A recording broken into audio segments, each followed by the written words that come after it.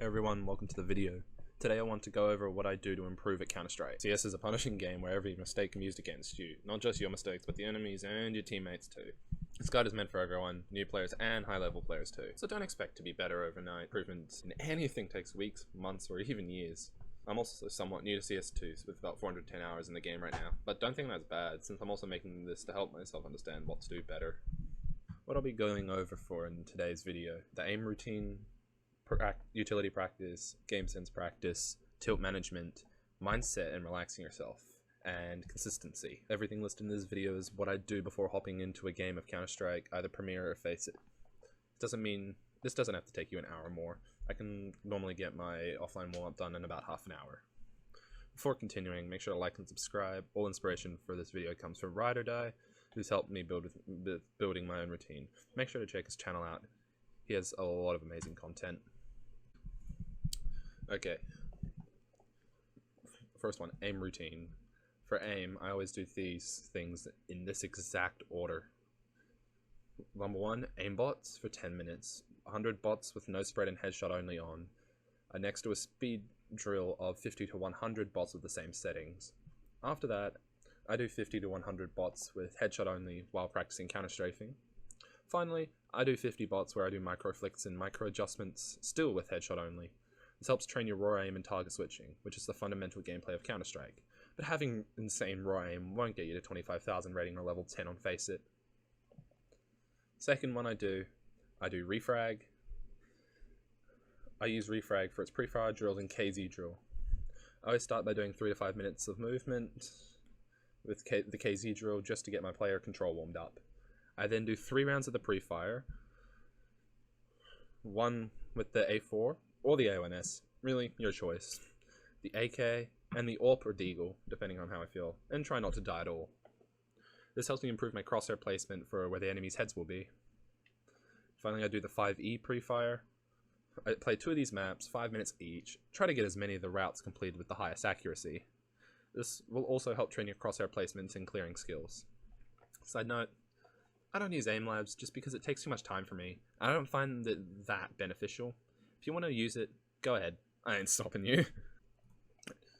Number 2, utility practice. For utility, I normally just hop into 1 or 2 maps in the practice menu with infinite warm-up on. I'll always practice smoke lineups like the Mirage window, Catwalk or connector smokes, or the Dust 2 Xbox smoke, and entry flashbangs. Then after that, I'll practice throwing utility effectively, figuring out the trajectory of each nade. I don't do every map, that's kind of overkill. I'd rather practice maps I don't know as well, like Train and Nuke. Number 3, game sense practice. This takes about 20 minutes. Game sense is that magical word everyone throws around like it means something. Nothing, it means a lot. It's basically legal wall hacks with how powerful it can be. Game sense means being able to read the enemies without having any identifying information. Like if the enemy is hit B twice and succeeded, they're more likely to hit it again. That's just being able to predict. That's just prediction. I always practice my game sense with pre-fire maps. This is also done in the aim warm-up. It builds it the least, but it does help you read where an enemy could be during a retake. Deathmatching. For the love of God, please utilize deathmatch. Not Valve deathmatch, but community service like X-Player warm-up server. This is invaluable since you'd be versing people who are also determined to get better. Deathmatching will help you with aiming on real targets, but also teach you where anyone can be at any time. I'd recommend deathmatching for 20 to 30 minutes a day, then gradually bring it up to 45 to 60 minutes. The final one, actually playing games. This is the best way to improve your game sense. It is the most tilting way, but it's the most effective way. If you don't play enough, you're not going to improve. Simple as that. Number 4, tilt management. Well, our old friend tilt. They never seem to leave us. However, there are many ways to help mitigate the impact of tilt. They are taking short breaks. Just don't play 10 hours straight at Counter-Strike and expect to improve. One bad loss can tilt you to no end, and then the rest of the games will suffer, and you will not finish above where you started. At the best, you will finish where you started. After a tilting game, either A, get off for the night, B, take 5 to 10 minutes away from your PC to have some water, a snack, a smoke, or just go outside and breathe in some fresh air.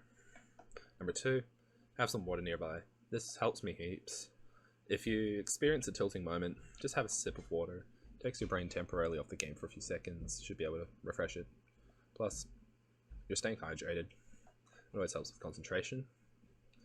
3, instead of getting mad you died, think about why you died. Was it because of bad timing? You exposed to another angle? Did you miss your shots? Try to think about it from an outsider's perspective.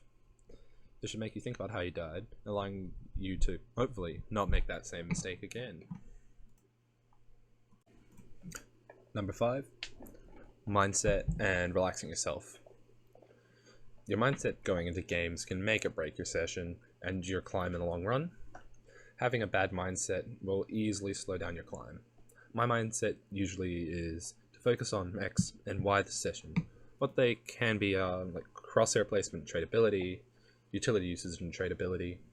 I always aim to die tradable, which means someone can kill the person who killed me. That means even though I died, I could still have some impact that round.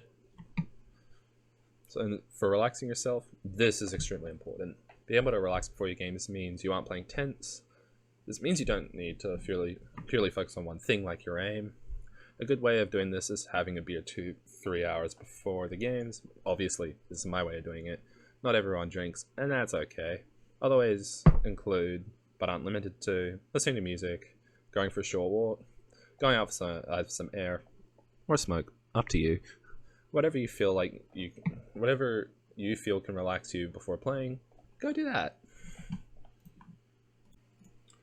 Number 6, consistency in playtime. Also, consistency will always beat out pure talent in long sessions. Never think, I will play until I hit X rating. Rather, you should try to play 2 to 3 games a session, make them the best you can. I play 2 to 3 games per session about 3 or 4 times a week. Playing every day tires me out, and I also have other commitments outside the game, like work and university. Also, I do a queue with a close friend, means we can play off each other really well. If you are a low rating, like under 5k premier rating, play with someone who's around 10k rating. This means you will be playing against opponents much better than you, meaning you'll improve faster. Stay duo queuing until either A, you get into 6k plus, where people actually start to talk and know the game, or B, your friend and your rating gap gets over 10k, by then the game won't let you queue either. The only reason why for point A is, I say that is because I'm in OCE. Okay, before I end the video, make sure to also watch Pro Play and Pro VODs. Also, watch your own demos. This will allow you to see your mistakes, and if you do it right, you will learn not to make those mistakes again. All pro clips that I would recommend watching are from Zaiwu or Robs. They actually have playstyles that are great to learn from since they play more strategically than current prodigies. As much as you may hate them, watch clips from Team Vitality's pro matches. And also, if you want some other ones, go look at stuff from like the Mongols or 2019 Astralis. Anyways, thanks for watching everybody. Don't forget to like the video and subscribe. Thank you. Goodbye.